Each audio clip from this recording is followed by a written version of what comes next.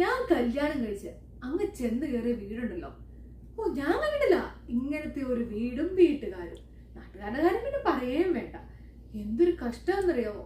നമ്മൾ എത്ര പേരുടെ കയ്യിൽ നിന്നും എത്ര പേരുടെ വായിൽ നിന്നും ഇത് കേട്ടിട്ടുണ്ടല്ലേ? കല്യാണം കഴിച്ചു തരുന്ന വീട് പ്രശ്നം, നാട് പ്രശ്നം, വീട്ടുകാർ പ്രശ്നം, ഇല്ലാത്ത പ്രശ്നങ്ങളൊന്നുമില്ല.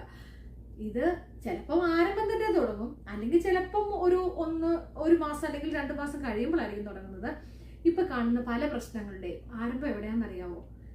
ഈ പറിച്ചു നടല്. അതായത് ഒന്ന് ആലോചിച്ച് നോക്കി, ഒരു ചെറിയ ചെടിയാണെങ്കിൽ പോലും ഒരു സ്ഥലത്ത് നിന്ന് മാറ്റി അപ്പുറത്തെ സ്ഥലത്തോട്ട് നടുമ്പോൾ നമുക്ക് വേര് പിടിക്കാൻ ഒരു ഇച്ചിരി സമയമൊക്കെ എടുക്കും.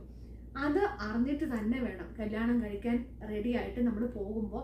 ഓക്കെ, നമുക്ക് സമയമെടുക്കും. നമ്മുടെ നേരെ ഓപ്പോസിറ്റ് ആയിരിക്കും, നമ്മൾ ജനിച്ചു വളർന്ന ഒരു സാഹചര്യം നേരെ ഓപ്പോസിറ്റ് ആയിരിക്കും മറ്റൊരു വീട്ടിലെ സാഹചര്യം.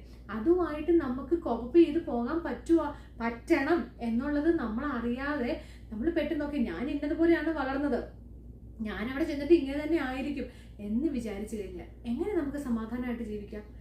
അപ്പം ചോദിക്കുന്ന ഒരു ചോദ്യമാണ്, അപ്പോൾ പെണ്ണുങ്ങളാണോ അഡ്ജസ്റ്റ് ചെയ്യേണ്ടത്? ഒരിക്കലും പെണ്ണുങ്ങൾ മാത്രമല്ല അഡ്ജസ്റ്റ് ചെയ്യേണ്ടത്. നമ്മളെ കല്യാണം കഴിക്കുന്ന ആൾക്കാരും ഇതൊക്കെ ആയിട്ടൊന്ന് അഡ്ജസ്റ്റ് ചെയ്ത് പോകാൻ തന്നെ പറ്റുന്നവരായിരിക്കണം. പക്ഷെ ഒരു കാര്യമുണ്ട്, ഇപ്പം ഞാൻ പെണ്ണായതുകൊണ്ടാണ് ഞാൻ പെണ്ണുങ്ങളുടെ കാര്യം പറയുന്നത്. നമ്മുടെ മനസ്സ്, നമ്മുടെ ചിന്താഗതി ഒന്ന് മാറ്റി കഴിഞ്ഞ് കഴിഞ്ഞാൽ ഒരു വീട് സ്വർഗമാക്കാൻ നമ്മളെ കൊണ്ട് പറ്റും.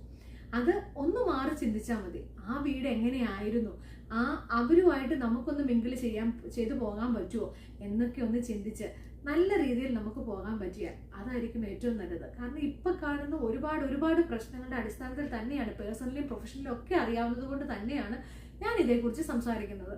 Okay, thank you.